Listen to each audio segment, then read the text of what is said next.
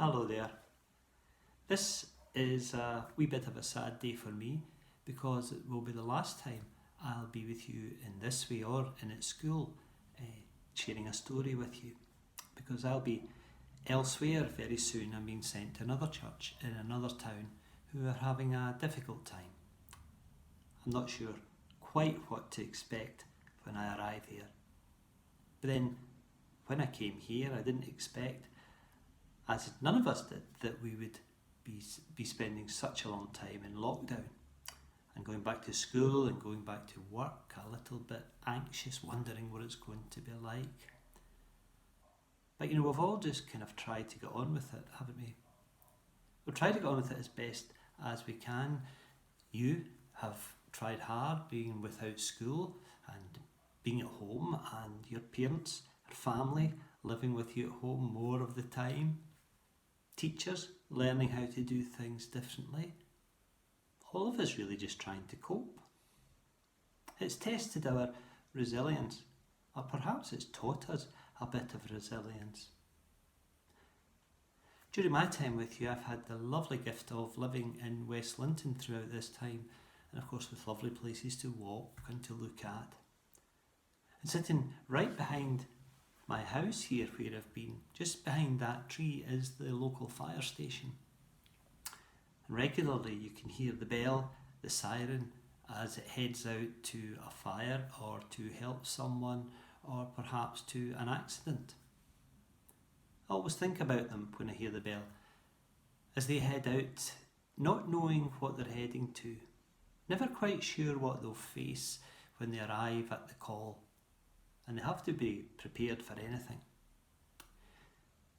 It's a little nostalgic for me actually, because many years ago, when I turned 18, I became a firefighter in Glasgow for a few years.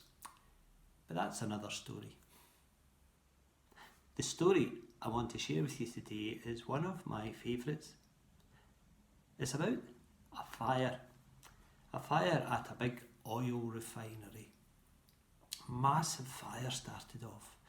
Local houses were evacuated, people had to go far away. All the workers had to leave the factory. The place was emptied.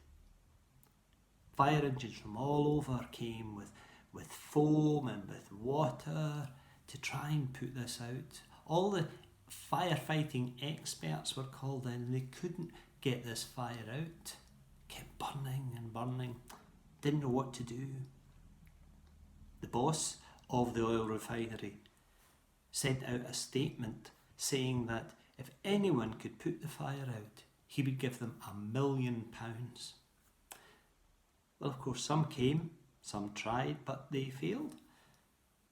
And while the whole crowd that had gathered round there were watching the flames and watching the smoke, they paused because they thought they heard a sound, and they all turned round.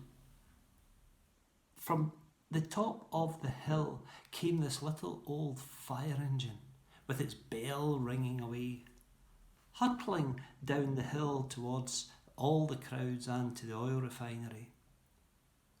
As it got closer it seemed to pick up speed. As it arrived at the oil refinery, it just shot straight through the gates into the heart of all the smoke and the flames. And people watched in amazement as out of the engine came these figures, these shadowy figures. They saw them grab hoses from the back of the fire engine. And no sooner had they started that the fire began to dampen down, and eventually the fire went out. Out of the smoke came these grubby looking firefighters, all tired, all black-faced. And as they arrived out, the people cheered. The head of the oil refinery went up to them and said, "Well done, what a wonderful, brave job you've done. You deserve the £1 million.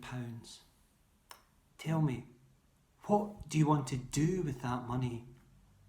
"Well," said the leading fireman, "the first thing I'm going to do is get the brakes fixed in that old fire engine." They had perhaps not intended to end up where they ended up. They hadn't intended to land where they landed, but they did. And when they did, they got on with the job at hand. They used the skills they had, they just kind of got on with it. It was new to them, it was different, it was scary. But they kind of knew what to do, and within them they discovered the skills that they needed to do it. Sometimes there are things that we face that don't always work out as we plan them. And when we do, sometimes things can be a wee bit different than we expected them to be. Even being back at school, you're still learning new ways to learn. Teachers are discovering new ways to teach, as well as you're all discovering new ways to play together safely until the time comes when we can all be normal again.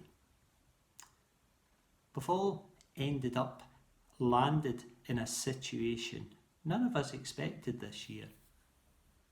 But every day around the world, lots of people end up in situations that are unexpected to them. Perhaps it's at home, when a family member becomes ill, or perhaps a parent gets older and requires to be cared for, or when someone loses their job and has to find a new job or discover new skills, learn new things. Or you move to a new home, to a new town, and you have to make new friends and say goodbye to old ones. Those are the occasions when we have to look within us, look inside us and discover these things, sometimes difficult things, like courage, like patience, like resilience, as well as laughter and love. And wherever we have landed or wherever we land, and whatever situation we face, we do kind of have to get on with it. But we don't do it on our own. We can surprise ourselves that we discover within us and among us what we need. And we do need each other to do that. Can I just end by saying thank you to you, the pupils and to the teachers, for the lovely warm welcome you have always given me as I've come to the school, even if it's in this virtual format. You are part of what has made my time here very special. All I can hope for is that in that time I've perhaps made a wee teeny bit difference for someone. May I just say to you all, peace be with you.